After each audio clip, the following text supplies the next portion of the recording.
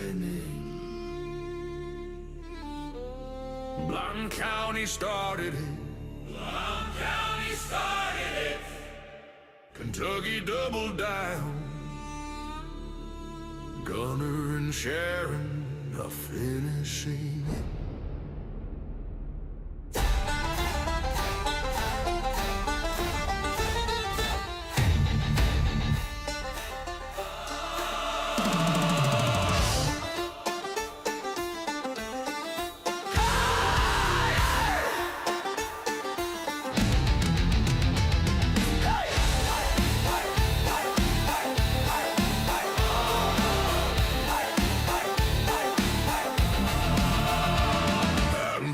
Shadows where the black bears roam.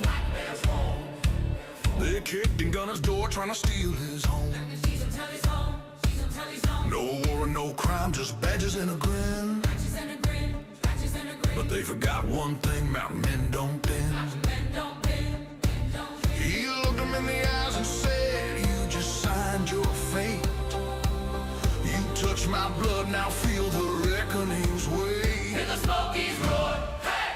In Kentucky weep. Hey, this is the reckoning. Gunner Evers calls it down. Blount County burning to the ground. Kentucky CPS on their knees tonight. Retaliation thieves gonna lose this fight. The reckoning is here. Wake up, America, draw near. For every stolen child, for every mother's tear. The reckoning is here. Sharon stood like stone when Kentucky crossed the line. Took her babies for revenge, thought they'd break her spine. But every tear she cried turned into molten steel. Molten steel. Forged a blade called justice that no court can conceal. From Maryville to Frankfort, the corrupt began to run. They woke the sleeping giant, and the reckoning begun. Now 1 million parents marched with torches in their hands, from the hollers to the cities, across these stolen lands. Gunner's voice on the podcast was the battle horn blast. Every episode another nail in the empire's casket. He named the day, he named the hour, he named the final stand. He called it the reckoning. Now it's sweeping the land. This is not politics. This is not left. This is not left or right. It's not left or right. This is the line in the dirt where parents say, not one more child tonight. Gunner Evers drew it. Sharon Evers holds it. America crosses it together. When the last courthouse falls and the last black robe burns, when the last caseworker flees and the last stolen child returns, we'll raise a monument on the ashes of their throne, carved in Tennessee granite with these words alone. Here died tyranny at the hands of a dad and mom. The reckoning came, 2020 seats the storm. This is the reckoning. Gunner Evers pull it loud. Blount County in ruins. Kentucky in a shroud. CPS is finished. Hear the death knell ring. Every stolen child coming home on angel wings. The reckoning is here. America, no more fear. Gunner, Sharon, your name's forever. The reckoning is now, and it's eternal. the reckoning. Hey, hey, the reckoning. The reckoning. Mommy and Daddy are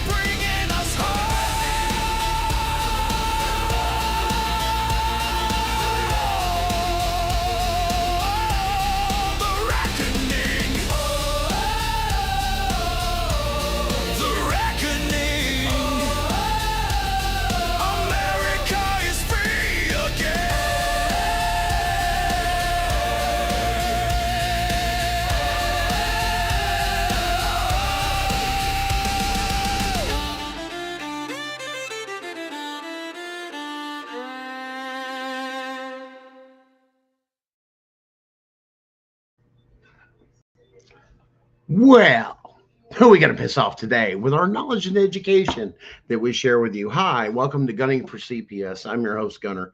Um, Glad to have you guys this evening. I do apologize for last week. Once again, um, I do have to deal with congestive heart failure.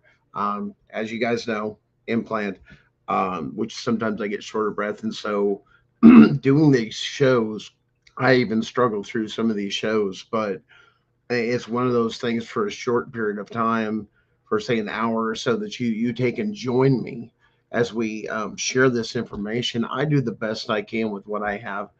Um, just shortness of breath, so on and so forth, to where just doing these shows is actually a good accomplishment. Getting that information there. I obviously can't, run 100 miles, get extremely winded to the mailbox. So when it's time to rest, sometimes it's good to just listen to your body and rest and recoup a little bit. And, like I said, weather's changing, so on and so forth. Spring is here. So, of course, break out all your allergy medications and everything else that everybody uses, or if you use honey and some of the other natural things out there that combat the allergies of the wonderful thing we have the spring, where new life or life regenerates itself again, begins to rise up. I know with a lot of the darkness, everybody that's been going through, um, even in my own personal life, and like I said, the struggles that we've had going forth on things, we've got just a quick update in the case, the Rule 60, which, if you're not familiar with that, which is basically on fraud. It also does 6005, but due to my health condition, I was unable to meet some of the deadlines. But it's a 6005 in the state of Tennessee, which also mimics the federal rules of civil procedure on fraud and how those things are handled. And it's a unique section of the code, and it's found in every state, if you guys don't know. Um, that actually take and tell you if your case is so bad, constitutional rights violations, this, those things, well, you have so much time to appeal, or this and that. There's no statute of limitation on constitutional rights or to appeal under those things, matter of fact, but make sure you make those arguments clear.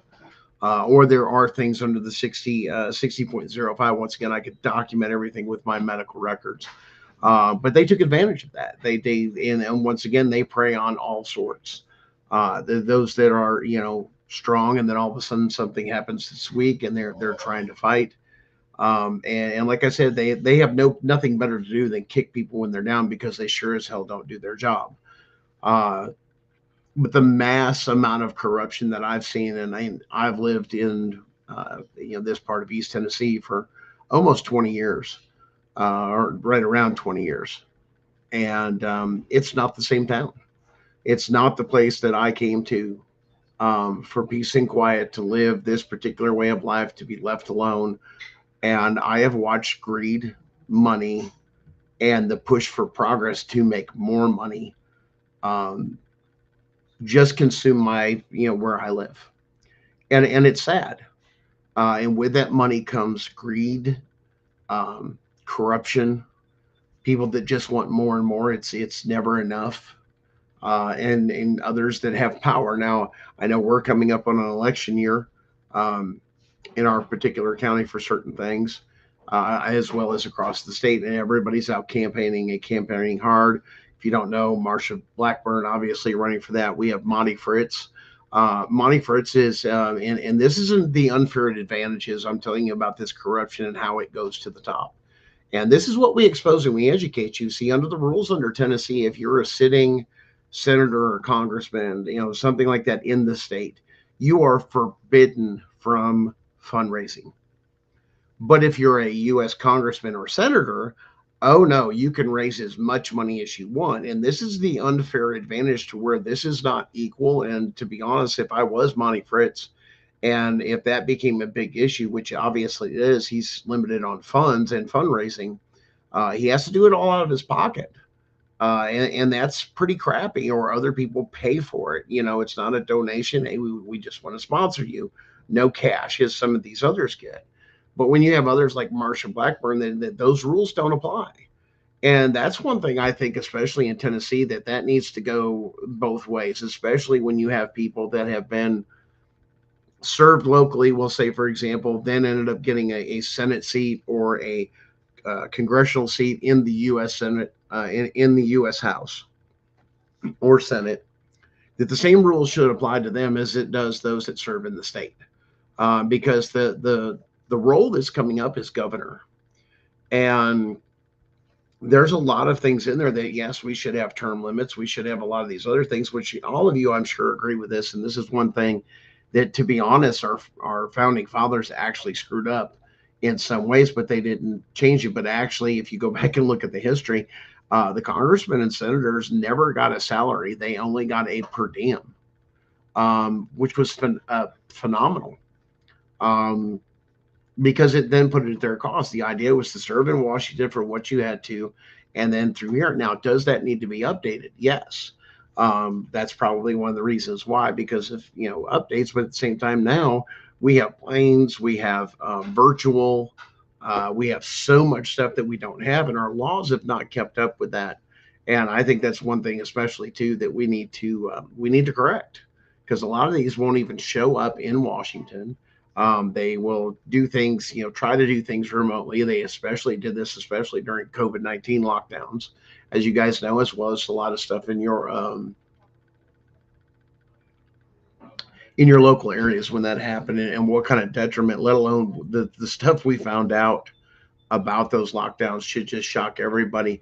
But I guess the one thing that shocks me is, now that the Epstein files, things have been released, this and that, the Diddy stuff's out there, all these other things that are going on.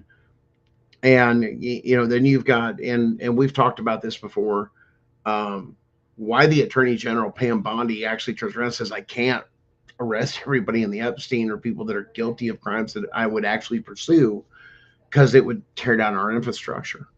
I'm, to be honest, with everything I see today, I don't think that's a bad problem.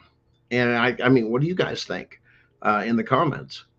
You guys are awful quiet tonight, but give me your thoughts in the comments. I mean, do you think we should just let it down? I mean, me personally, burn it down. Let's make a bunch of corrections of stuff we know is wrong. Number two, let's clean this up and make sure that every state code, every state statute, every policy, procedure, so on and so forth, both in the federal government and in the state government, is constitutional.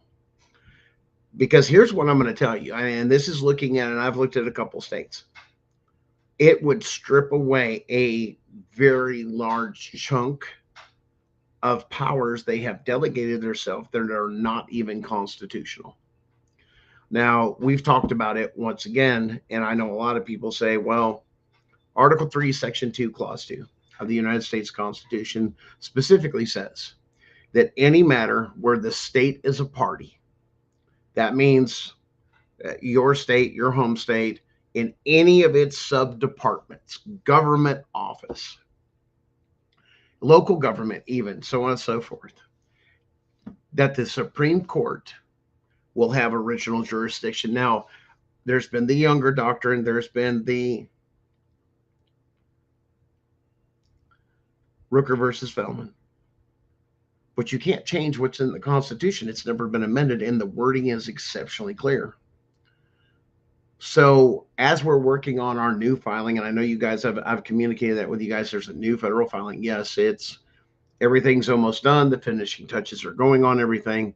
But one of the constitutional questions we will be going to ask the federal court is, under Article 3, Section 2, Clause 2 of the Constitution, how does CPS, as the opposing party, able to pull you in the lowest court, scummiest court of the land, family court, created by states, not by the Constitution? How are they able to even adjudicate themselves or cases like what I went through? Because why? Because the Constitution's clear. It was a state agency. If a state agency has something against me, as they call it, a citizen, as an American, I'm supposed to be in federal court. So how does the state retain that power? And if there's something in there then we need to go after that and say that's unconstitutional, because the Constitution is clear on what it says.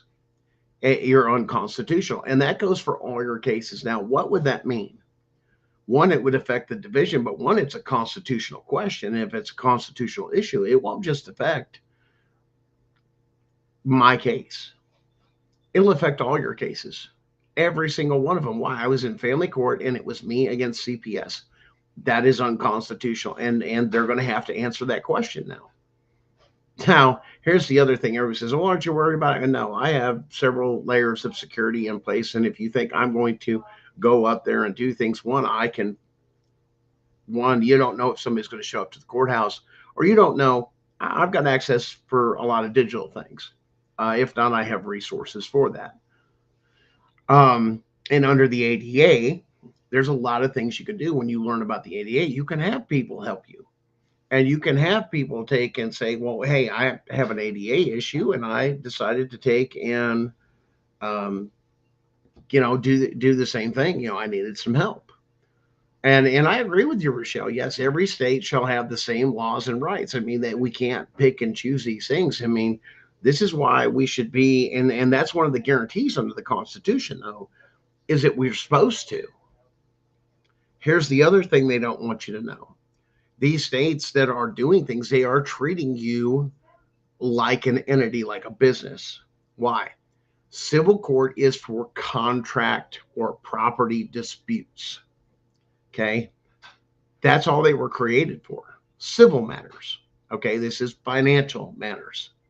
Criminal matters is a criminal court, same thing. But it was never meant to interact with you and I unless we had a dispute with a business, which is why we would go to civil court, or there was a criminal act. I destroyed your property, or I've done harm to a person. Those are the only two courts created by our founding fathers, and the reason for, the reason for this judicial branch. And the way it was devised for it is because they weren't meant to interact with us. We didn't do anything. The idea is that we didn't have judges. We didn't have magistrates. And we had justices of the peace. And a lot of times in earlier days, that was your sheriff, your constitutionally elected sheriff. Who did they answer to? Well, a lot of people don't know this. And everybody says, well, who does the sheriff answer to? And the executive branch of government, they answer to the president, not to the governor. Yes, they belong in the state. Well, there's another confusion. Go back and do your research. That power was never delegated to the states to run the sheriff's departments. That was under the federal government, and it was done by the support of the people in the county, who they elected to be over us to basically say enforce the Constitution. That changed. And this is what the thing is, whether or not it's legal or whether it's not legal. We need to do some sifting. And we've trusted that we've taken our monies, so on and so forth, and given them or been taken, robbed of them, and they're misusing them. That now with the NGOs and everything else being exposed, the stuff in Social Security, dead people voting, all this other stuff, those that we have trusted as our elected and appointed officials have turned on us. And it's not a question of whether or not they have, because the evidence says they have. It's just that simple. Now, how much are we going to tolerate? Now, a lot of you say, what do you mean tolerate, Gunner? Let's go back to the founding document of our country, the Declaration of Independence. It specifically talks about times like we're in now.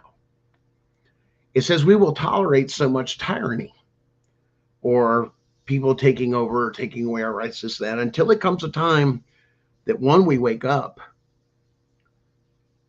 but two, what we have the power to do about it. When we get to that point, it says that we not only have a duty, we also have the obligation to remove those people by any means necessary, which is why the Second Amendment was the very second one. Go back Look at the founding fathers papers and why that was put number 2. Because if they got to that, because understand the Constitution is based off of what was written and found and what the offenses were in the Declaration of Independence. That's huge. And when you realize that the Constitution is a contract written by we the people for those that would serve in power or government that we trust to make certain decisions on our behalf. Well, that's not happening anymore. Why? Because they're disconnected. They have no clue. We're not sending Joe, John, and Jim Bob that, they have their own private business and they're going back and forth just like they serve on some of your local committees, a couple of nights a week, this and that. That's the same thing that they would do. Business owners, just, people that were political speakers, good speakers, sometimes ministers or, missionaries or this, hey, I'm speaking for this. And you say, why missionary that? Why? Because there's a lot of stuff in our earlier time. There was only 13 colonies. And then we started adding states. And that's where the history comes in. And everybody's like, well, I didn't know that. I go, I know. Now you see the other problem, public education. It has failed us tremendously. I'm sorry to say that. And people say, well, I'm a teacher. I'm this, I'm that. I'm glad. But you got to understand, we have had so much going on. And you talk about the corruption. Let's talk about the corruption. Well, I don't have to talk about the corruption here. Let's watch a video together. This will blow your mind. If you're from Georgia, or if you know somebody from Georgia, go watch this, pay attention, write it down, get your pen and paper next to you, write it down who this person is, and they can go watch the full video on it once again. And this is going to blow your mind, but watch this here. You're going to love this one. There were no valid federal elections in Georgia since 2002, confirmed in federal court. And it's not just in Georgia either. There is a law sitting in the United States Code since 1899, never amended, it was never repealed. And it says federal votes must be cast one of 2 ways: hand-marked paper ballots or a mechanical lever machine, And then it says this: any votes cast any other way are of no effect, void and gone, like they never happened. Every state that took federal money after 2002 and switched to electronic systems, which is almost all of the states, have been running elections outside the only 2 methods Congress ever authorized. For over 20 years, your vote, your parents' vote, your neighbor's vote, legally void every single time. And nobody in government caught it, or nobody wanted to catch it, put it that way. Here's what makes me proud. A United States veteran named Sarah Thompson didn't wait for a politician, didn't wait for a news anchor. She walked into federal court herself as a private citizen and put it on record. She contacted Georgia's own audit office and asked one simple question: show me where you check compliance with the foundational federal election law. The written answer: we have no such records. The auditors never even checked the law that made everything legal or void. Sarah Thompson checked it for them. And now it's in front of a federal judge. The government has to answer. They can't ignore it.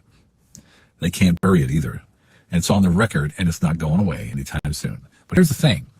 Sarah Thompson is one person, one veteran, one citizen who decided that responsibility was not someone else's job.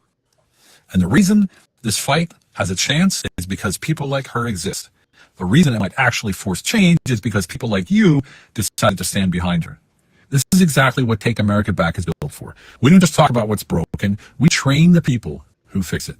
Citizen servant leaders who show up in courtrooms, in precincts, in school boards, in city halls, and do what nobody else will do. Responsibility is the seed of leadership. And right now, that seed needs some water. So please go to jointab.us and become a sponsor. Buy the book. Obviously, we're not advertising for them, but the man has a point. There's something that has been on the books that says when you went away from the machines. Now, listen, I'm old enough to remember the old manual machines, and they had to be inspected and certified by a certain technician.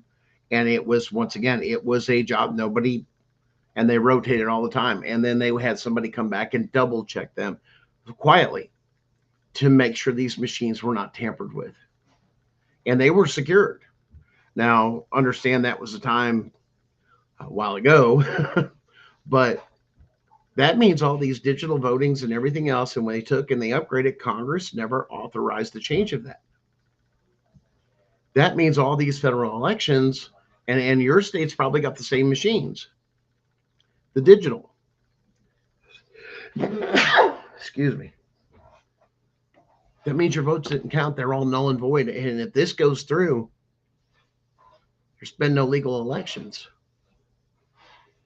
Uh-oh. What does that mean? That could possibly mean all the way back to probably Clinton. I believe it was around that era when they started doing those switches. From Clinton forward as presidents, I want you to listen to me. Because if this goes through, this is a huge thing. And you're hearing it here first because they haven't connected the dots. Those presidencies and everybody elected, even in Congress and the Senate, is now null and void. It means we would have to clean house of all elected officials. Now, your state may have something different, but if they have same wording like that, which most of them do, this is where you need to start checking it. And she checked Georgia. Did you listen to the story? She checked Georgia. What does that mean for Georgia? It may mean for Georgia that anybody that's been voted in or currently sitting in office in Georgia now has to be removed. That case alone there may trigger martial law across the whole United States and tear this whole system and collapse it down. One person. 20 years. 2000s, 1990s, all the way up to like 2000. And think about who's in there. That could have been about 96, around there, the Clinton era. That means every executive order that's ever been signed by those presidents is now null and void.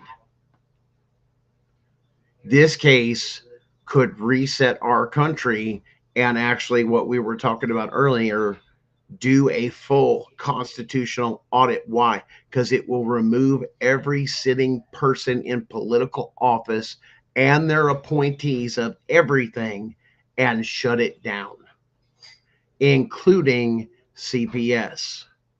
No more money. They weren't compliant. They could use this to shut off all Title IV benefits.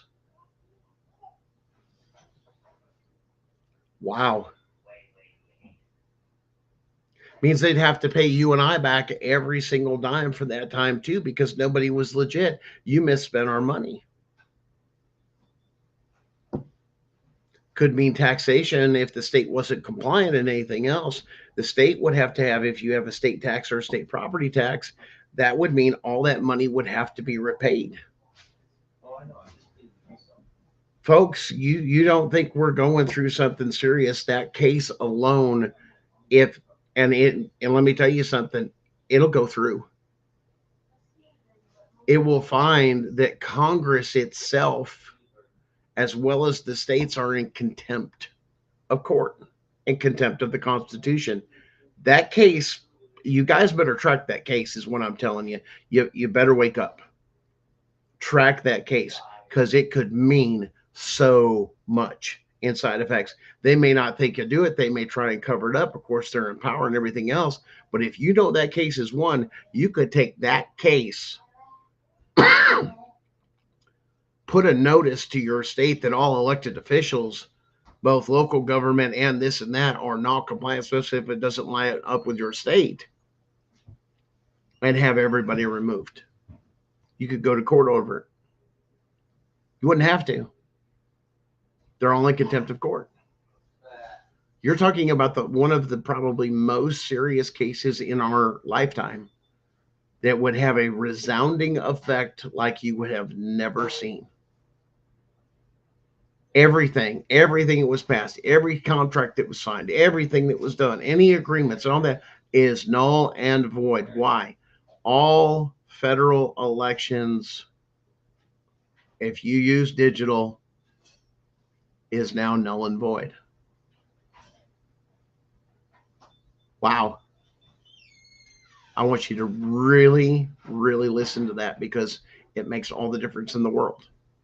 This is what we've been talking about. And when I came across this story that somebody did the extra step and found out that this was done, that means Donald J. Trump, and I hate to tell some of you guys like him or not, or anybody else, has never actually served in office legally. Yeah. You see how big this is? Y'all better wake up because it's not a joke. If that happens and that case goes through, and that case is on the books set before a judge, notice he didn't tell where it was. But get behind, I'm telling you now, get behind her. And I'm telling you, I stand behind her personally because of what strength it took to point that out and not go through the channels. And here's why, and a lot of people, and I've heard a lot of this with CPS people, and I've heard all sorts of stuff. I've even seen stuff posted lately of, hey, you just comply, you do this, you do that, and you just do that. And when you get out, then you go after them. And then I made a comment. I said, if you sign anything with them, which of course they're going to coerce you into signing something, you're under contract law, both state and federal. You gave it away. There's no hope. You can't go after them. Why? You'd have to have a very, very good proof that you were under duress or coerced or you didn't have knowledge. And that's why we're sharing that knowledge with you. Don't sign anything because then you do fall under contract law. Then you cannot go after them. Why? Because they can hide behind this or that. But when you get them for fraud and criminal acts, and that's what you walk into the federal courts with, they committed crimes. And these are the federal crimes. I'm not saying change my case. I'm saying do it this way. Well, how do you change your case? Go back to the appellate court or the Supreme Court, but then articulate the criminal activity. Fraud. Because fraud is something they can't hide. They can't sweep under the rug. Oh, well, that was part. Oh, now it's part of your job. It's not part of your job. And it's because we've all been ignorant of our rights and the Constitution and what it means, let alone what our state. Why? Because we don't. That's not the biggest thing, especially look at a local high school. Let me give you an example. Local high school. It was about the next new game or the next big movie or stuff. Like when I was growing up, when we saw games, we were starting to see that was the big rush. Those were the great things to spend your money on for entertainment. And we were distracted. And then TV was pumped and pumped and pumped. And we watched shows every night.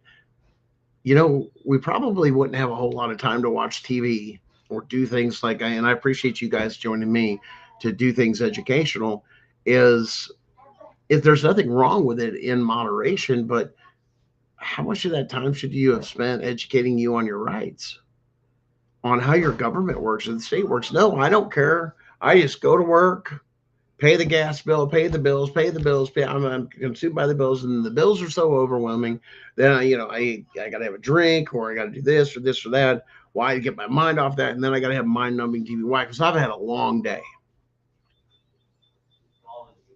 Do you ever think that maybe if you truly knew your rights, and now this is coming out and educating guys, that if you really know your rights, there's a lot of things that you're doing you're not supposed to be doing.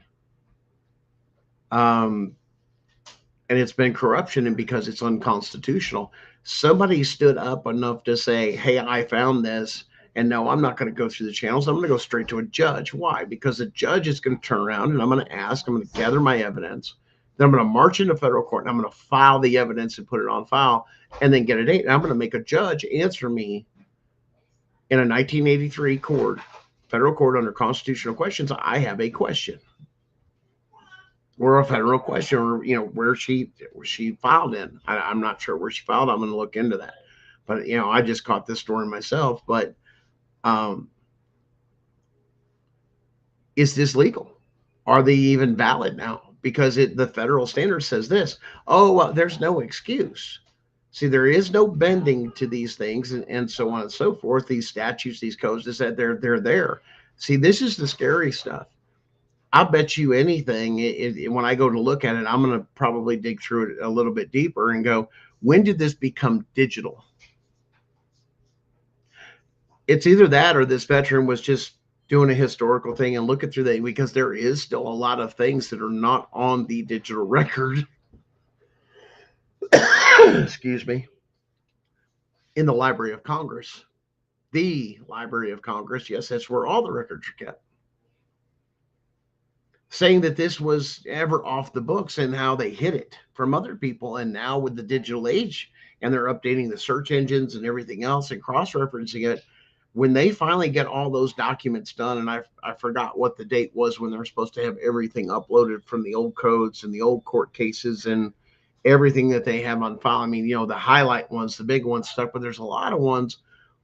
Politicians and people in the judiciary throughout time has hid these things.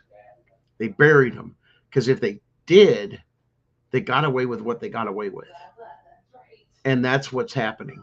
You're not being constitutional, and now they've just been caught not following the federal law. That's massive. But if you think that's massive, we got another one for you. This will blow your mind. Check this one out.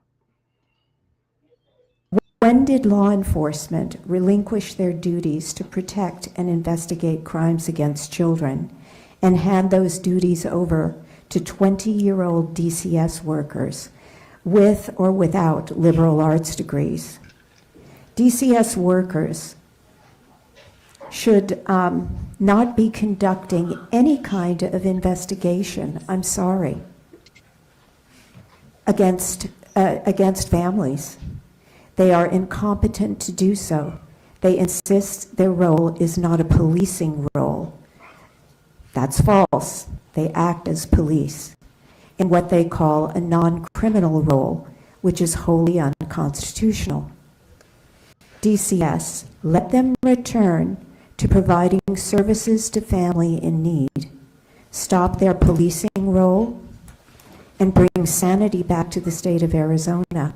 Sheriffs and police departments, do your jobs. I've met many women who have been told by CPS, you better get that kid out of that house or you're going to lose custody. And then the abuser opens a case in family law and the children are taken over. And DCS abandons them. DCS should not be investigating anything.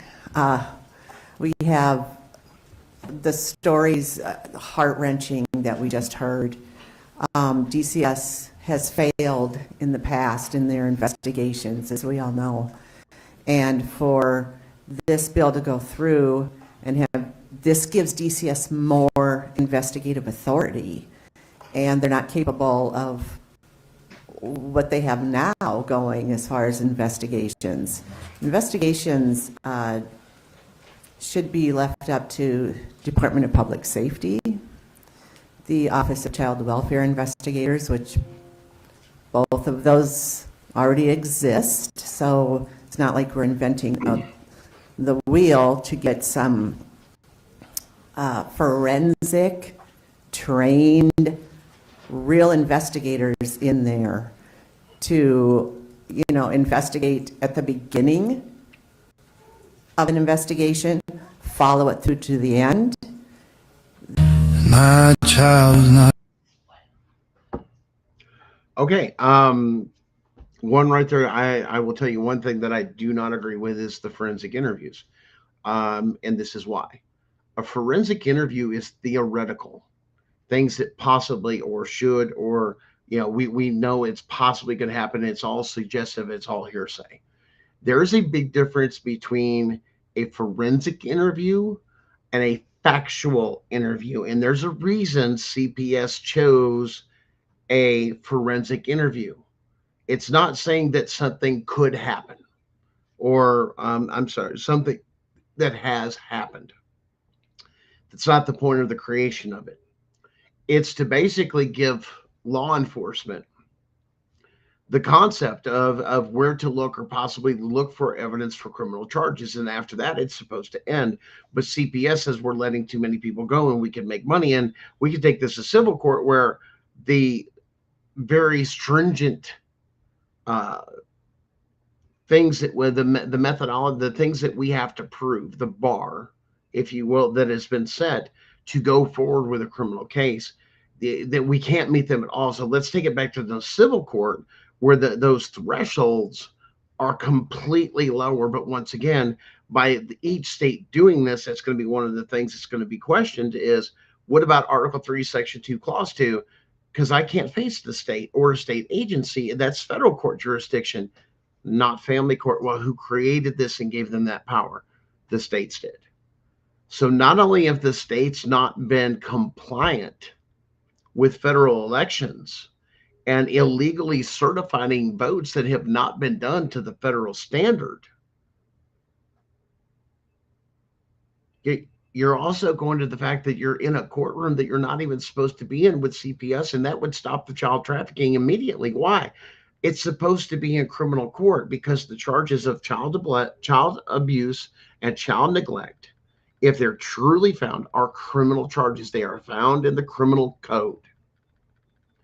The problem you guys need to look at too is look at your state's constitution. We want to, if you're in Tennessee, it's Article 1, Section 14.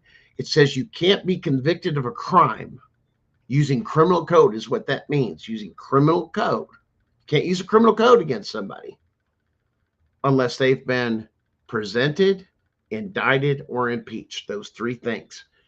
That was never done. And this has probably happened in your case. Now you have extringent fraud. Go find it. Quote it in your case for your appeal. Quote it in the stuff that you've got if this is the circumstances that turn it around. Why?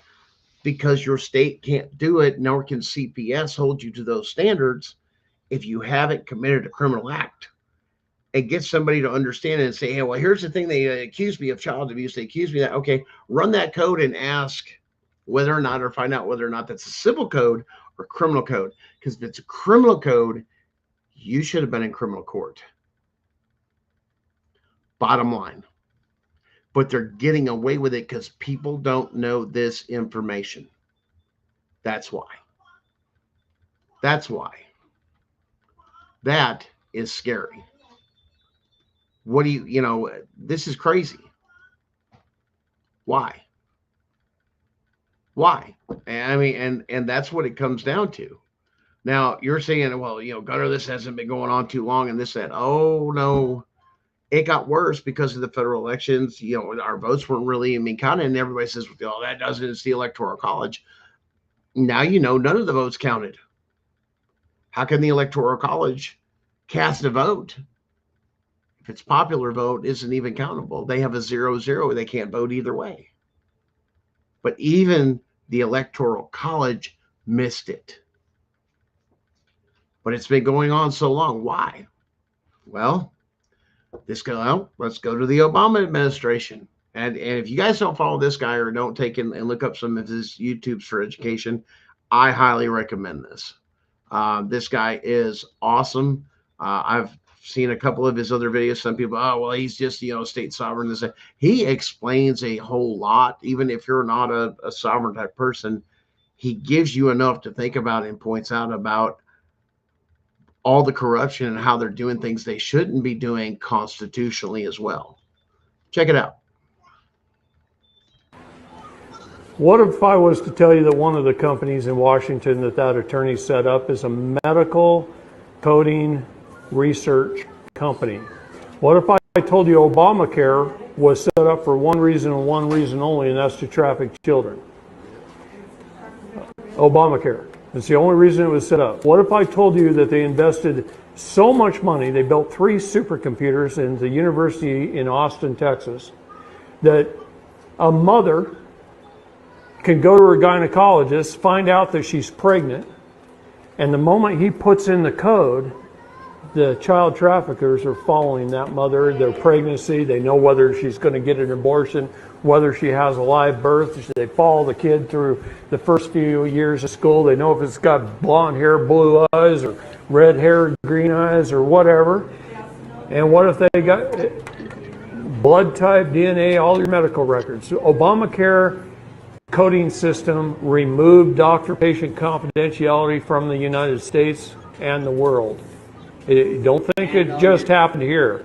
It happened all over the world in every United Nations country when that was passed. We started it. So it's a 5-digit coding system with over 80,000 codes. We call it medical kidnapping in this country. I have parents that have walked into Phoenix Children's Hospital, and they can be up there talking to their doctor. Their doctor writes stuff down in his notes. He hands it to the medical coding expert in his office. She takes it, she puts it in the computer. CPS and the Superior Court of Arizona leases space in the basement of the hospital. A red flag pops up on the CPS agent's computer down there. She has every medical record, the home address, the parent's name, everything. She can cut, paste, put it on her documents, an order to remove, walk it next door to the judge, have him sign it, get in the elevator, be upstairs within 5 minutes taking the child. On what ground? Whatever they want to think up. Medical. Yeah, I heard they lease space in every hospital. they do. Every hospital. Yeah, every hospital. The courts and CPS, every major hospital in the United States, they lease space. But let me tell you something. I'll tell you what they've told me. They told me all the evidence that we've turned in the last 3 years, it could take the military as long as 10 years just to take care of it. There's not enough people to even take care of it. Sweetheart, I'm going to tell you there is. And we have a lot of help right now. And we haven't had that help for that long. And I don't really want to talk too much about it, except one-on-one in private maybe. I'll show you some things. Okay? But we have a lot of help right now. I always knew there was good and evil. I always knew that when people rise into a position of power, a lot of times they get very corrupted and they start committing the 7 deadly sins, and then Satan takes over. But what I didn't know until maybe 5 or 10 years ago is that the whole world revolves around child and human trafficking. Think about what I told you about our birth certificates. We're being bought and sold legally to fund governments all over the world. This is why they can afford to be so bloated, to have agencies. They're only supposed to provide us with 19 essential governmental services and no more. They're providing us with 6,000 and forcing us at gunpoint to pay for it. But they're also using our trafficked selves, our trusts, to fund that. Here's one thing about good and evil, both. They both have to disclose ahead of time. That's the universal nature of law. They have to disclose it. And it's been disclosed for a long time. But we just never noticed. We don't pay attention. That's right. We didn't know what No. to look for. Plus, it's like a puzzle. Okay? Yeah. They throw away the box top, Yeah. and then they put one piece here, and Yeah. one piece here, and one piece. And you got to figure out, well, gather up all the pieces, figure out what is a piece, gather up the pieces, and then you got to put it together to see the picture. All right.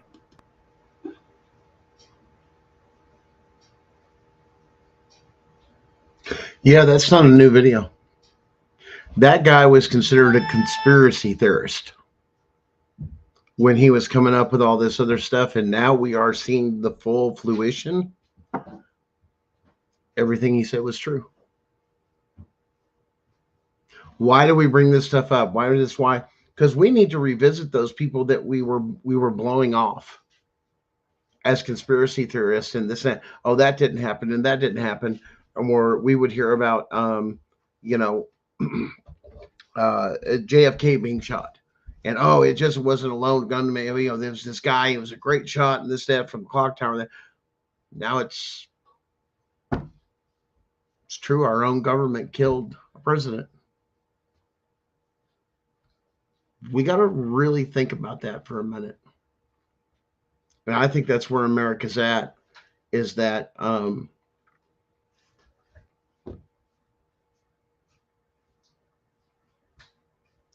we're really looking who we can trust.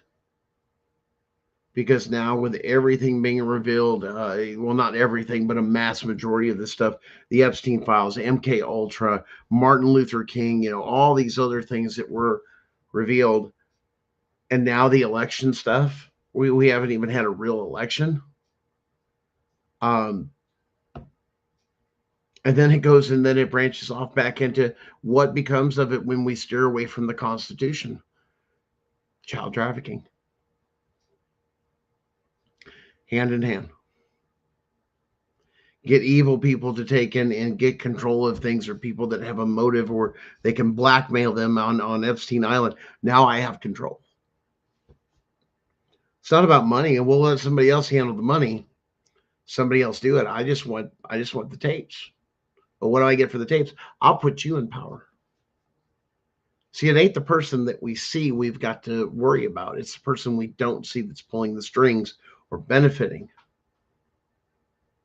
CPS goes much deeper than just your basic caseworker, or the investigators and all this other stuff. It's beyond that. And when we start going and we start asking the right questions in the right court, that's what hurts them, because then they've got a problem, because the federal judges, unlike these other judges, have real power, enough to issue a court order to have the U.S. Marshals. Yeah, the power, that's the power of the judicial court. That's their enforcers. Go shut them down. Notify the president, notify Homeland Security, all these different things that are here. The powers that be, I'm shutting them down. Why? You have no idea the evidence that just hit my court. But they've kept you and I out of the courts, has been the issue, by keeping us ignorant and slowly dumbing us down, giving us the food that has the poison that turns around and messes with people's brains and brain chemistry and everything else. And, I've seen people over the years that it was almost like a tradition going to fast food places and this and that, let alone we'll say the cursed M, or the number 3, we'll call it, and watch those people do that and then get sick. And it's crazy. And guys, I'm not ignoring you. I see you out there. You ought to see what the Wexler family, how it's trying to do with the AI and the family court system. Yes. Justin, one thing for a lot of the legal community is trying to stop this AI revolution. But once again, it's practicing law. It's doing this. Well, let's put this in. Okay, well, you have a basic system. What you build from there is your thing, but having something already put together and selling it, that's a whole nother thing. But it's funny that all the libraries and some of the other ones of these big law places, they go out there, hey, we've got our own AI and it's designed just for the law, and they're giving them to lawyers. But you had some lawyers out there that were getting caught using stuff like Chat GPT, and then understand nothing about coding or any of this other stuff, and so on and so forth. And there's others, like I said, you've got a basis of just a plain, hi, how you do? I'm an AI, I can learn, and go from there, and you can build stuff on your own. And it's evolving so fast, it's hard to keep up with. Rook, I got you there. Let me go through here. Yeah, took your babies in a parking lot 8 months ago. No drugs, no drug tests. We literally did nothing. Okay, that would be probably my husband and I live in Michigan. On our way through Ohio to Michigan. So they were taken in Ohio. I guess it's the question. You're a resident of Michigan, but they were taken in Ohio. And where did you fall asleep? That would be the other thing, because that's what rest stops are for, is to sleep in your car or anything else if you're having a long trip and you're trying to push through, especially if you've had a family emergency or something happened and you got to get back or something like that, and you just need to sleep on the road. And now, if you want to fight that in court of saying, and you're dealing with that, then that's called discrimination. Why? Because do you know how many truckers stop to sleep, especially at rest stops, and let alone the on ramps, the off ramps, and everything else? That's discrimination. So you have special rules for commercial people, but not for, thing. And these are just common sense questions that you ask of saying, and it's putting two and two together. Is it discrimination? It fits the definition. What did I do wrong? We stopped, we got tired, we took a nap. Now, if you're parking on private property or something like that, or a gas station, in that area, you don't know, ends up having a lot of drug problems. They think you're high on drugs or something like that. That's a whole different story. But even look into the state of Ohio and several others, they usually have so much time, like after so many days, to adjudicate your case. And if there was no drug test or anything like that, and say you're still in court and it's in Ohio and you live in Michigan, well, that's called emergency custody. And there's different rules. Well, the other issue is you're from a home state, so there might be something you could look into, and you got to, do your research on it or talk to a specialist about what's called the UCCJEA. In other words, your home state is here, but another state did this here. Well, you got to have permission because they're considered a resident of this state. So that's something you actually take to a federal court of saying, there's no crime, there's no reason to take it, there's no drug test, there's no this, and I'm a resident of another state. Now you have, and this is where some people will get in there, this is where some of those state sovereign people get to that. Why? I'm not a resident of your state. You don't have jurisdiction over me. See, my license says here. We now have a jurisdictional question or issue. Get your butt into federal court. And the reason I tell you get into federal court under 1983, and this is not telling you to do this, this is telling you it's the only one that has jurisdiction. You can't ask your state to do something they're going to get away with. You have to go to the federal court and say, is this legal? They did this with no crime and then stole my children because I was visiting another state and I was traveling through and there was no crimes. There was no criminal act. Nobody was in danger. We were all in the car. The doors were locked. Was it cold? Yeah, but it was warm. The car was on. This one was sleeping. This one was over here. We were all just kind of taking a nap. And if you say, I can't do that, then why don't you come over here about midnight, 1 o'clock in the morning, and look at all these truckers lined up through here at this rest area or other areas they pay for, like at truck stops, they have places that they can park or they'll allow them to park. But you would think that safety was the biggest thing. Is, hey man, I need a nap, man. I'm just exhausted from the road. My eyes hurt. I need to take a break. The idea that you can't stop and rest and everybody's on drugs issue is a huge problem. You've assumed something. You assumed I was living out of my car. No, we're traveling. I'm taking a nap and I'm going to push on. I just need a couple hours sleep and my eyes are real heavy.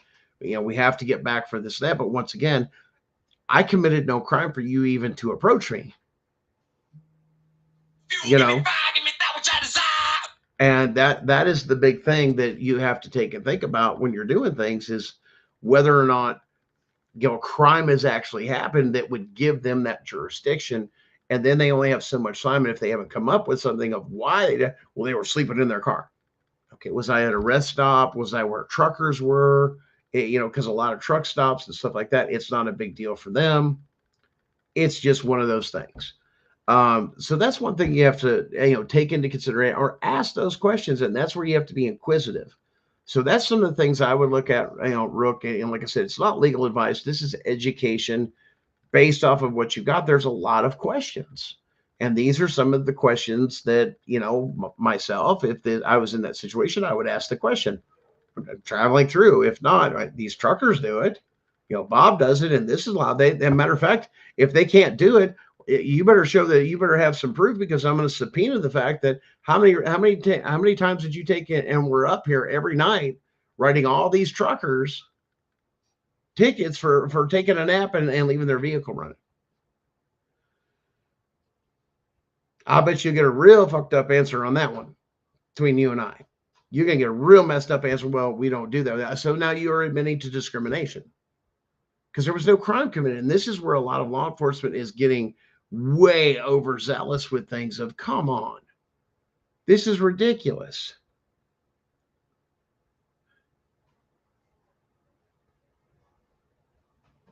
Well, like I said, if you've got that stuff, Rook, I would take that. Like I said, there's something called the UCCJEA that a lot of people won't talk about, and that's whether or not they have jurisdiction. If they say the kids had to be in harm's way, one, and if they're not doing that, then you have the opportunity. Like I said, there's several things you can do. A mandamus. There's several different type of writs that you can file at any time, even if you're in the middle of your family court case or bullshit you're going through. File it in the appellate court of that state. And then ask the question. And like I said, then you can do what's called a constitutional question to the court. Well, the court can't move on, and you can put it before there and the appellate court to where they have to turn around and ask, what is it? What is the UCJEA? Do you even have jurisdiction to do what you did? Enter the actual body cam footage is footage of saying the cops were even confused on what their job was. And then, like I said, you present the things. I don't know where you were parked or where you were sleeping. How can your child be in danger? Because if I can drive a motor home and let it run and they have beds and everything else in it, and I can run my standby generator or the vehicle or anything else, once again, it's not a crime. And if so, show it to me in the code, in your code. It doesn't exist. Because if you did that, that would disqualify every trucker that had a sleeping cab, or not. Some of them sleep without it, or an RV, and they can't do that. Once again, but you got to know how to fight. Those are some avenues I would look into, Rook. Like I said, do your due diligence. I don't know if you have an attorney or what's going on, but those are some of the questions I would be asking or doing some research. That's very important. Now, one thing to take it going, I don't know if you guys have kept up with things, but there was actually, there was a courthouse in Georgia. Of all things, Georgia seems to be in the news this week. Here, let's check this out. Now, I call this, and we're going to call it this, and once again, I labeled it, and everybody kind of got a laugh at it, but we're going to call it the Nancy Schaefer curse, and you're going to understand why.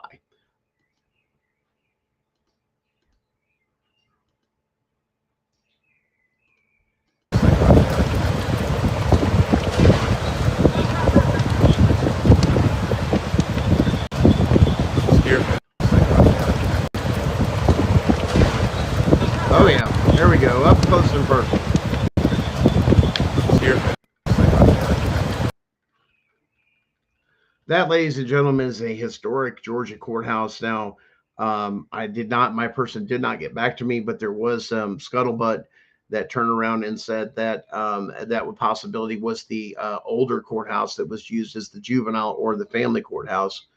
The newer one, I believe, from my understanding, from what little bit we got, it didn't get by my one source that was supposed to get back to me in time. Say whether or not that there was a new one just down the road from that. And like I said, that's why that was called the historic one, and it was still used.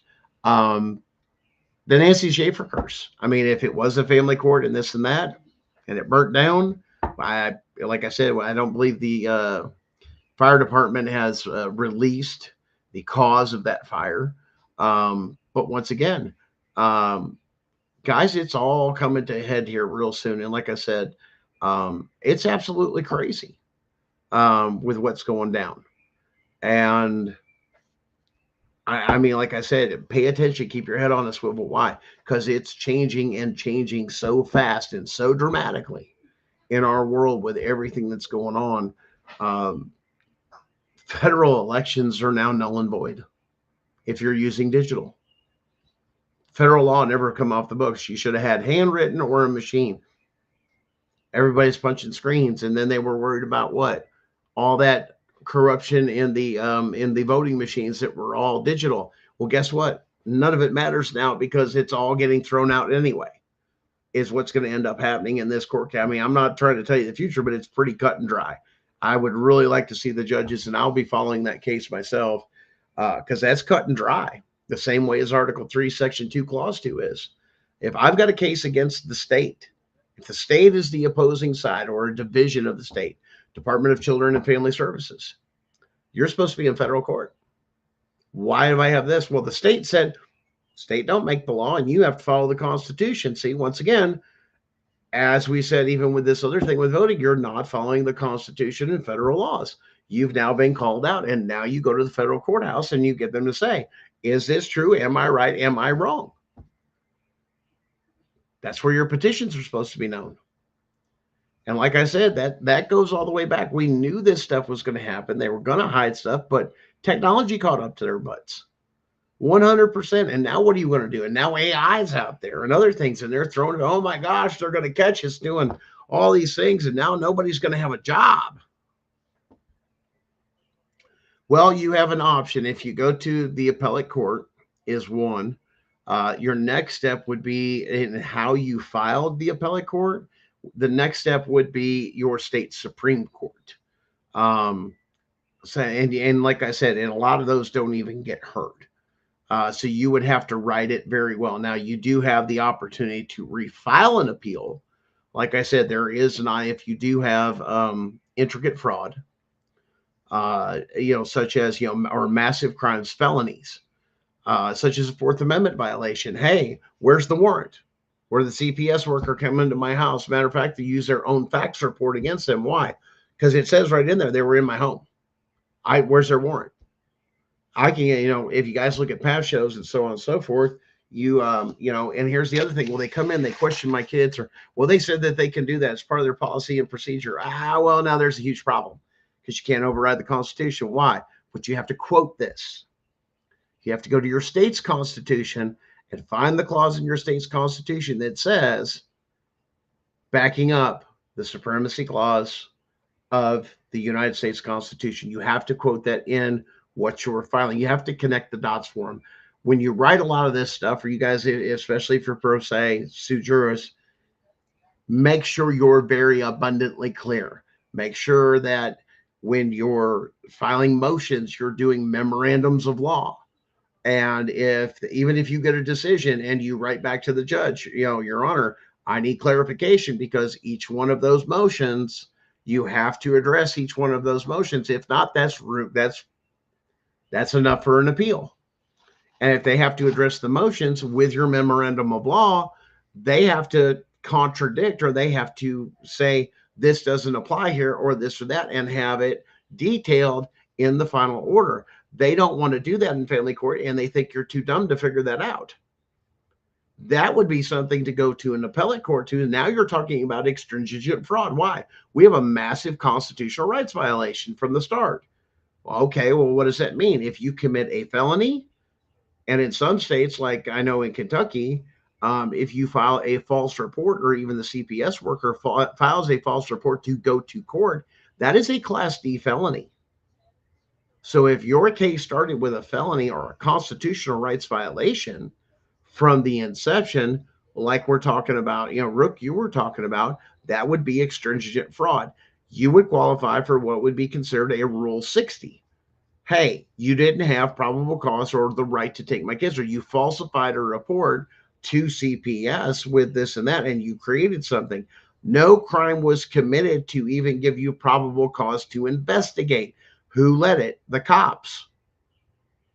Therefore, CPS was taken. Now you're looking at fruit from a poisonous tree doctrine. Understand these doctrines. They make a lot of sense. They have to hold to them, and they have to address them.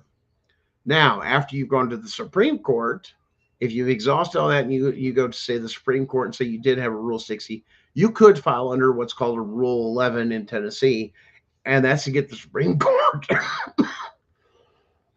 excuse me, to look at it and say, hey, they did wrong. Even the appellate wrong, the court didn't do it, but you have to spell out what they did wrong when you file in the Supreme Court. And they look at the previous case and the previous case before. Or the other option you have is you ask for a judicial review before you go to the appellate court, and you want it done by the chief judge. I want the chief judge's office. What is the chief judge? A lot of people don't understand that. That is who sits on your Supreme Court of your state. One person is elected to serve for a certain period of time, that when cases come up like that for review, so let's say, hey, I want a judicial review, but I want it done by the, why? Because it's not the job of the appellate court. That's the job of the Supreme Court. Yes, it will go to the Chief Justice for review. It's kind of like getting Supreme Court before you go any further. That same option is available to you guys. These are the options they don't want to tell you about. A lot of the family attorneys and a lot of other attorneys don't even know about this, or they don't want to ruffle the feathers. Yeah, see right there, caller ID, that is extringent fraud. Put that together with everything you have. Once again, that everything that you have, you add this by the, produce it. Then that would call, when you did that Rule 60, then that's the power of subpoena. If you're pro se sui juris, you could, if you so choose, is the words I'll use because this is for educational purposes only, you would file a subpoena saying, produce the warrant or the judge's order to see my, the court order signed by a judge requesting to see the 3-year-old. And then if she came in the house, that's a different warrant. You should have had a warrant to come in the house. That family court judge doesn't have the power. The only judges that have the power to do a warrant, you can look it up and confirm it, is an Article 3 judge. Your family court judges are not. Or an Article 1 court. Specifically, in other words, by name, I give this judge certain amount of power for a certain amount of time. These are for special investigations and stuff like that, or committees or whatever, the judicial committees or whatever the powers to do this. We're going to give that to you. We're going to assign an Article 1 judge to you, and they have a certain amount of power to do this. But once that mission's over, that power goes away. Well, you started from then. Once after that, that's where, like I said, no caller ID, fruit from a poisonous tree. Look into that doctrine. You can't commit a crime from the beginning and continue making more crimes and basing it off the first one. You got to stop. It's rotten from the core. That's what we're saying. Fruit from a poisonous tree. The tree itself is rotten. Any fruit that comes off of it cannot be consumed. Now, you want to talk about case law that backs that up. I'm going to give it to you. A warrant is mandatory for a CPS worker. White versus Pierce County, 1980. This case is back from 1986. This is out of the Ninth Circuit Court out of California. You must, or you have to take and turn around and you have to have a piece of paper signing away your rights. Here, I'm informing you, giving you full consent that I don't have a right to come in here. I don't have a warrant, but do you give me permission to do that? And you have to sign it, or it has to be on a bite, but they have to give you full disclosure before they can, and they'll write in there, and they're trained to do this shit too. Oh, they gave me permission to enter. No, they didn't. Where's the waiver? Oh, I'm sorry, Rook. We were just going over some case law. We covered White versus Pierce County, 1986 case. You guys can look that up. A warrant is mandatory for CPS workers. Number 2, question. My children were questioned on my private property against my thing. Now, a lot of states' policies and procedures say we have the right to do this. No, you don't, because it's a constitutional rights violation. Automatic. Why? Well, let me tell you why. Doe et al., like a doe, like a deer, et al., or et al., which is, once again, that's, to everybody after that, versus Heck, Heck, et al. This case is from 2011. And this is in the 2003 U.S. Plexus. You can find it in there. Questioning any person, adult, kid, anything else, is seizure under the seizure part of the Fourth Amendment, is seizure under the Fourth Amendment. So can a CPS worker enter my house and question my children without a warrant? No. No, they cannot. Can they take and enter my house and question my children? Absolutely not. The home state, you're from Michigan, so you're going to look into the UCCJEA, Rook, is what you're looking for. Now, those are 2 things, questioning kids. Now, do kids have rights and everything else? Were your children questioned by CPS or had a forensic interview?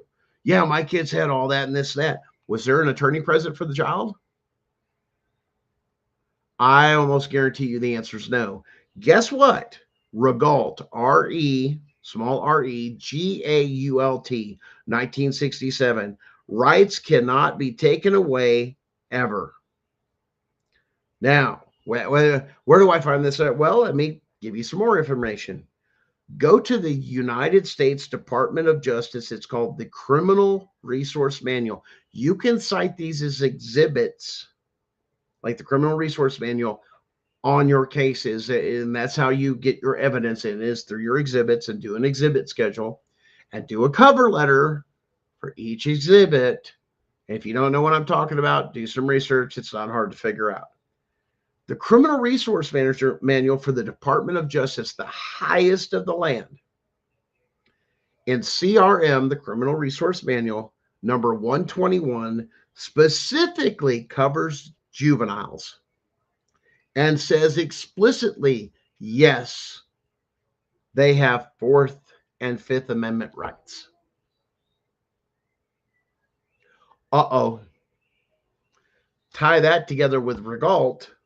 Rights can't ever be taken away. So if they have those rights in a criminal, they also have them in a civil.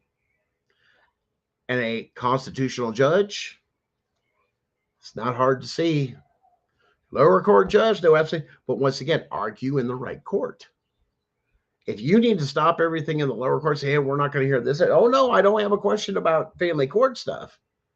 I have a question about constitutional rights because my children were questioned without an attorney several times. Here's the day. Here's the proof. Here's their reports saying that they were done and no attorney was present. They came into my home. There's not a warrant, or they lied about a warrant. Well, guess what, Your Honor? I want to subpoena the fact, is there a warrant? Because this is what I was told, and this is how this happened. One, did a crime occur? You can't interact with me unless a crime has occurred. You went beyond that, and you can research that there. Now you don't have probable cause.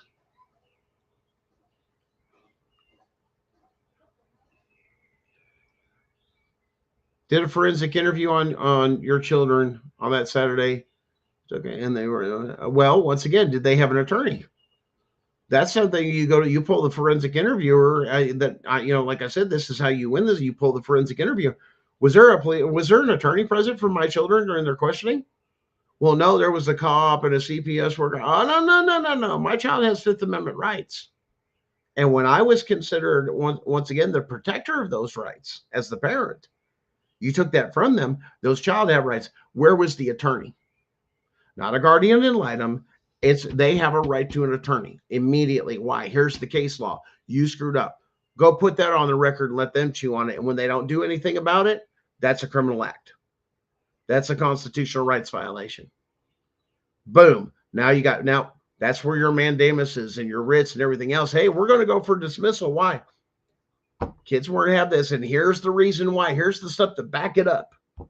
That's what you got to file. Stuff like that, quoting the case law, saying in the resource, making the connect the dots and say, basically put them on notice.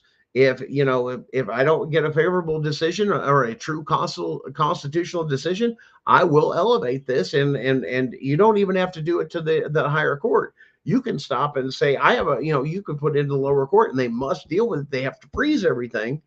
But you propose or you file what's called a constitutional question doctrine. And look it up, and then you ask these questions. Hey, if no warrant was present, where's this? Where's that? All those other things. And each case is different, man. You guys know your cases. You got to fit the pieces together. It's like the puzzle he was talking about. Fit the pieces together. You got the edge pieces. You got the border. Just start working and seeing what fits and how it pertains to you. And for somebody else to argue your case or anything else, it's kind of like that old saying. Nobody fights harder than a person that's fighting for their homeland. Learn the stuff you have to. If you have to take leave, once again, take a motion for leave. Yeah, or your kid's gone or this. Yeah, but take the time to educate yourself. Hey, I need leave. Why? To educate. Why? I'm doing pro se. You guys have been practicing. I'm at a disadvantage. I need this. Well, we're going to assign you an attorney. No, I don't want an attorney. I don't have to have an attorney. I just need time to catch up on this and file the appropriate paperwork. And you start filing things and you get them together and then you start putting these on. Okay, now I feel I'm competent and I'm up to speed on everything that's going on. We can proceed. But then you've got a whole nother problem. But that's where you got to bust your butt.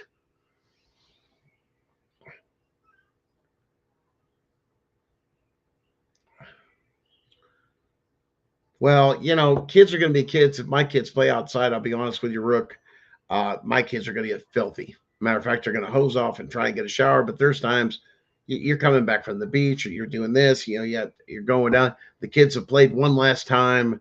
They were playing in the dirt or this. Kids are going to be kids, and to punish you for that, you just can't. Once again, it's up to you. So what? Well, they have a bath. Yeah, I'm on my way home. The showers were broken here and we're on our way back from vacation or visiting family or this, that. Matter of fact, it's none of your damn business. What crime did I commit? We were here sleeping. Okay, so show me where that's a violation. It's not. Now you took away probable cause. And like I said, there's a lot to it, man, Rook. You got to take and like I said, you got to do your due diligence, file it, put the pieces together, and then articulate it like you're talking to a 6-year-old. And yeah, it is disgusting. It's power hungry stuff. Why? They want that money. They want these kids. You got to understand Epstein and that whole connection, a lot of those things, they burned up. So, like I said, now that whole thing is being exposed and they're freaking out because they've lost all their kids. They've lost a lot of the immigrant kids where they didn't have to steal as much of American kids. Now they're going after them. Rook, like I said, guys, you guys all know, especially with Rookie, especially give her some, give them some support there. That we all know what you're talking about. It's shocking. It's trauma. It's hell. It is what it is. But like I said, you got to walk through it, man, for your kids. You got to get your stuff together. You got to learn of what's going on and how this works, how it's not working, get the ins and outs and the education. A lot of people wait till it's too late till they encounter CPS. Listen, if you know people with kids, man, you better be talking to them and educating them and get them. Listen, I know you're not dealing with them now, but you may have to, and understand, no, it's not just bad people. It's just not corrupt people. It's not just this, and that. And it's one of those things you need to educate yourself. And like I said, and any of you guys, go back and look at our past shows. We're on YouTube. There's a bunch of shows on there, and it deals from subject to subject, but there are tons of information. There's tons of case law.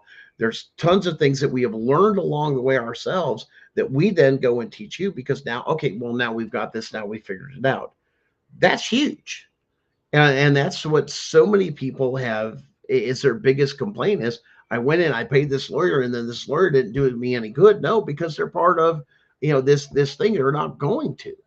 They don't need, how many lawyers, family law attorneys, with everything I've gone through and this and that I know that are good people trying to make a difference, but they got into the business as usual type thing and caught up into that rather than doing a really due diligence things. But a lot of attorneys too won't ruffle feathers like that, because what that does is they have to remember they only see you for a short period of time. If they have a career and this is what they do, they still have to go before these judges.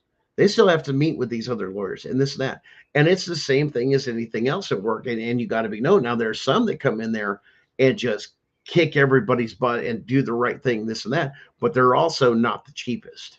But they also know how to win. But they also know not everybody's doing the right thing. They take advantage of that and they charge appropriately. Why? Because it's a business for them. Why? And it's also because if you helped your attorney, listen, man, I ran a business and there were times in our business we had to do things in civil court, and the civil court thing, I went through it one time with him, and the guy was kind of a joke with some of the things that just freaking killed me. Is I actually had to tell him, listen, man, I will give you the questions that ask me to win the case. I will give you the evidence you need. Just file it as exhibit, this and that. And these are the questions you ask me and we'll win the case. Okay, great. And when he finally started doing it, he goes, dude, you're like the easiest client. I'm like, well, good, then lower my bill because I'm doing all your damn work. I don't really need an attorney because I know the ins and outs of this to prove my case because it deals with me and my company. I'm completely familiar with it. They hated that. If you want to follow me, I'm not on, you can follow me on YouTube on Gunning for CPS if you want to follow the shows. We also have a page on Facebook, a business page there. My personal is Gunner Evers. I do screen a lot of people, so if you just put something in there, put a message or something, if it's something like that, hey, I'm from the show, I wanted to follow you. We do a lot of information there. I keep the show stuff pretty clean. Personal stuff, I share a little bit of everything. ADA, if you're not getting ADA, definitely check out Henry's show on Saturday nights. I believe he's about 8:30 at night, called Equal and the Same. He deals a lot with the ADA stuff. If you have ADA issues, one, you got to have a Title I, and then you have to have a Title II person, which a lot of states don't even have. And they're not compliant at all. Matter of fact, they'll send you like one place, oh, we'll go to the Capitol. Okay, well, I'll go to the Capitol. Well, do you have a person? No, we got to get permission from the judge. Oh, you just broke the law. You just violated the ADA. Why? And you document it. Why? And then you run right to federal court. Why? Because they didn't give me a type 2 they didn't give me a level 2 person that they were supposed to have. That's the person that actually interacts with you, guarantees it to you. Why? Because ADA stuff, if they do it right, it does slow down the process extremely. Especially with things, hey, I can't hear well, I can't see well, this and that. Can I get something like the words on the screen? So now they have to pay, like, I think one guy said it was like $3,500 a day to have somebody sit in court and literally transcribe for you every little thing, and it pops up on the screen where you can read it. They have to pay those people out of the fees. It's not your fee. That's to accommodate your ADA. And there's all sorts of other things that they have to do based on even anxiety or this or that or these treatments. You got to make sure you have enough breaks. You got to have that. And no ADA was damn given. And when you start catching them, yeah, and they know they've been caught, then all of a sudden that one county all of a sudden hurries up and becomes compliant.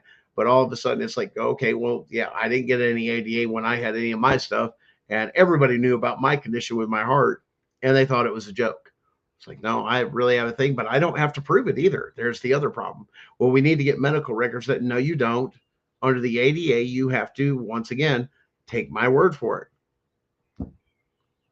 If not, I'm going to federal court and I'm going to report you. Matter of fact, I'll file a complaint with your Title I person and, your Title I person, which is head over your department, and file an ADA complaint, which then it's a state, not a state complaint. It's taken by the state and then escalated to the federal. And then the federal people come in and say, but you got to make sure that they do it, and go, waste so much time. Hey, I want a response. And if it comes back from the state, nope, you done screwed up. I caught you again. Not being compliant. Why? You were supposed to report that to the ADA at the federal level for investigation. Why? It's it's under their jurisdiction, dumbass. Once again, they play these games to cover their butt because they think of it this way. And this has been the best visual, I think, that seems to work for everybody. Think of the lower courts as little brother. Think of the higher courts, the appellate courts, which is a division of the Supreme Court, this and that, as big brother. Okay. Now, and then the federal courts is dad. So if both little brother and big brother are screwing up, dad's going to come in and bring out the belt and whip them right into shape, especially if they aren't done. It's like you will enforce them to do it. That's why we always say fight in the right court, fight in the right jurisdiction. Otherwise, you're not going to do the right thing. And that's a huge thing, because they're not going to hear your arguments, or they're going to blow you off. Well, once again, Rochelle, they still have those records. And if that person doesn't, they're still, they still have to be accountable for their actions while they still work there. It doesn't matter. Even if they quit. And that's a big trick that they would do. Well, they don't work here, so we have this and we can't do anything. Oh, hell no, I can't. I can subpoena her or him and put them under this. I can go to federal court and say they did this or that. You can't brush that. And that's a good way. I've seen them with the cases that I've looked at. I've seen that trick go, especially when somebody screws up bad. Well, they don't work here no more, and all they do is quit, and they move them to another state, and they work for another state doing the same shit. And they just bounce these people around all over the place. And a lot of times it comes with a promotion. when you actually track some of these people down. And we've investigated some people on that. So, but you guys have a good night, and we'll catch you again next week. And like I said, keep things going with what you got, and keep studying, keep looking around, pay attention to what's going on, and keep it real and get some rest. We'll catch you again next week, guys.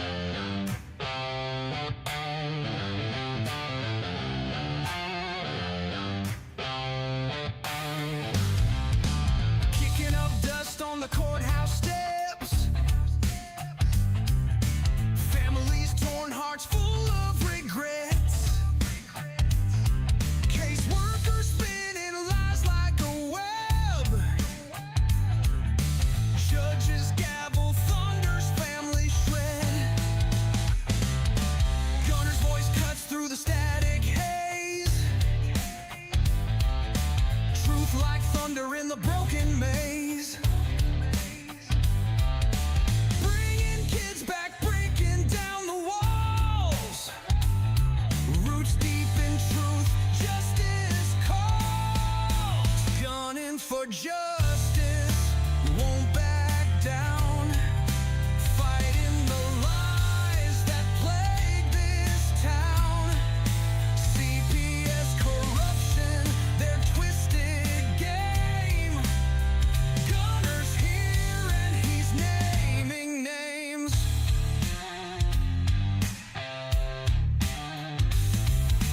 Children cry, held by the flicker of hope.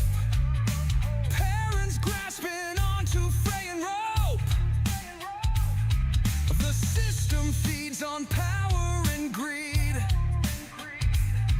but truth is the weapon these families need. The fight's not fair, the battle burns hot.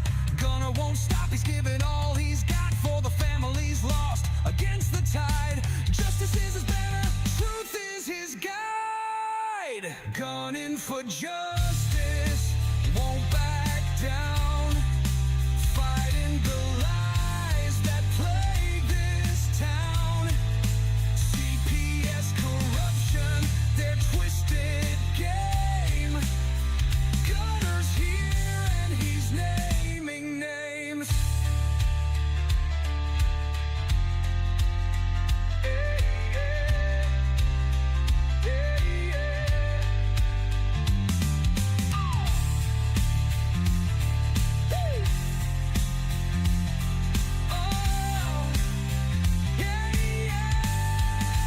Gunning for justice, won't back down. Fighting the lies that plague this town. CPS corruption, their twisted game. Gunner's here and he's naming names. Naming names. Yeah, yeah. Yeah, yeah. I can show its course, man. And you want to know if that could the back down fronting welcome down to repoint side. That's one a welcome down the plane this town. But it's doing welcome down the true this town. For your sucking six when you weller than we seem her. The weather of my ranks of Gilikar, and the weather of your something your pride, and the weather of something of your back, and the weather of something you breed, the weather of something you ride back, the weather of something you read.